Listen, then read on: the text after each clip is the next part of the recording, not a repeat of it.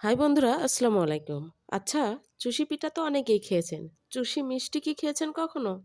তাও যদি হয় কোনো প্রকার বেকিং পাউডার, বেকিং সোডা, ডিম ছাড়াই, তাহলে কেমন হয় বলুন তো? খুব ভালো হয়, তাই না? কেননা এই মিষ্টি তৈরি করতে কোনো প্রকার রিস্ক নেই। খুবই রসালো এবং জুসি হয়ে থাকে এই মিষ্টিটি। এবং সেই সাথে বলে নিতে চাই, যারা আমার চ্যানেলটিকে সাবস্ক্রাইব করে পাশে আছেন, তাদেরকে জানাই অনেক ধন্যবাদ এবং যারা নতুন তাদেরকে জানাই অভিনন্দন। এবার আসুন আমরা মূল রেসিপিটি শুরু করে দেই। এজন্য আমি প্রথমে নিয়ে নিয়েছি প্যানে ২ চামচ পরিমাণ ঘি।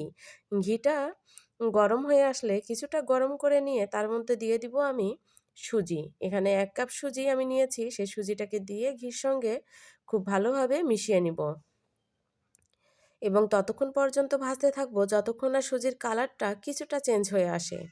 খুব বেশি ভাজার প্রয়োজন নেই। এবার কিছুটা ভেজে নেওয়া হয়ে গেলে এর ভিতর আমি দিয়ে দিব আগে থেকে জাল করে রাখা দুধ। আমি এখানে ১ কাপ পরিমাণ দুধ দিয়ে দিলাম। দিয়ে হ্যান্ড উইচের সাহায্যে খুব ভালোভাবে মিশিয়ে নিব। আমি এখানে আবারও দিয়ে দিব ১/২ কাপ পরিমাণ দুধ। আপনারা চাইলে দুধের পরিবর্তে পানিও ব্যবহার করতে পারেন। এবার দুধগুলো দিয়ে আমি হ্যান্ড উইচের সাহায্যে নাড়তে থাকবো ততক্ষণ পর্যন্ত যতক্ষণ না এটা একটা ডো তৈরি হয়ে আসে। হ্যান্ড উইচের সাহায্যে করতে যাবেন, এতে করে দলা পেকে যাবে না।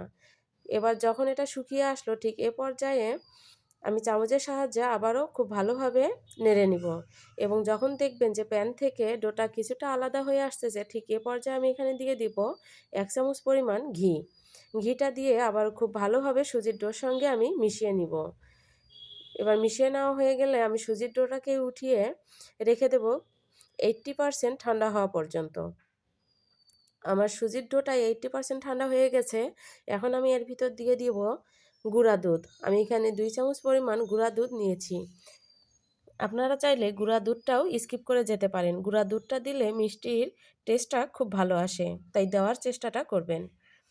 এবার গুঁড়া দুধটা দিয়ে সুজির ডোটাকে খুব ভালোভাবে মেখে নিব।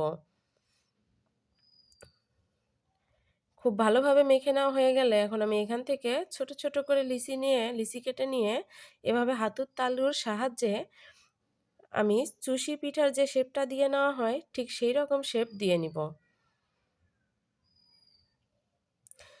এভাবে আমি সবগুলো মিষ্টির শেপ দিয়ে নিয়েছি।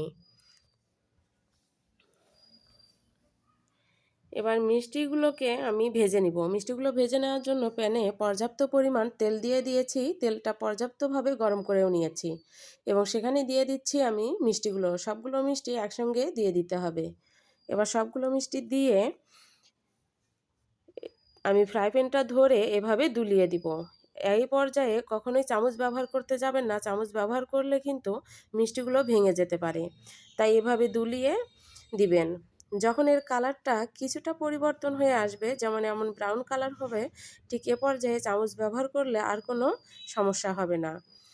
যদি আপনাদের এই কালারটা পছন্দ হয়ে থাকে তাহলে এখনই নামিয়ে ফেলতে পারেন। আমি আরেকটু কালার করব, তাই আমি আরও কিছু সময় ভেজে নিব।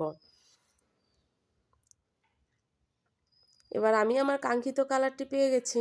এখন আমি মিষ্টিগুলোকে উঠিয়ে নিব।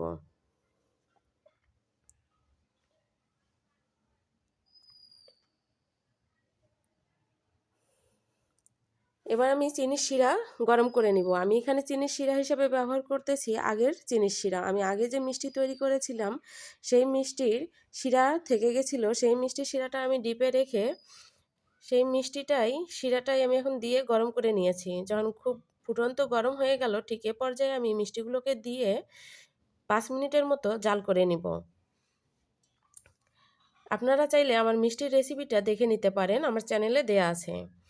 আর আপনারা যদি চিনি শিরা তৈরি করতে চান তাহলে তৈরি করবেন ১ কাপ চিনি এবং ১.৫ কাপ পানি দিয়ে চিনি শিরাটা তৈরি করে নেবেন।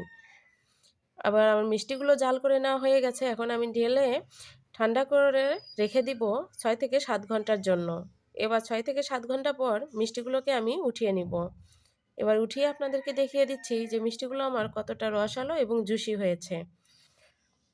৬ থেকে ৭ ঘন্টা রাখলে বেশি ভালো হয়। যদি আপনারা ২ ঘন্টা পরেও খান তাও খাওয়া যাবে। আমার মিষ্টির রেসিপিগুলো আশা করি খুব ভালো লাগবে। ভালো থাকবেন। আল্লাহ হাফেজ।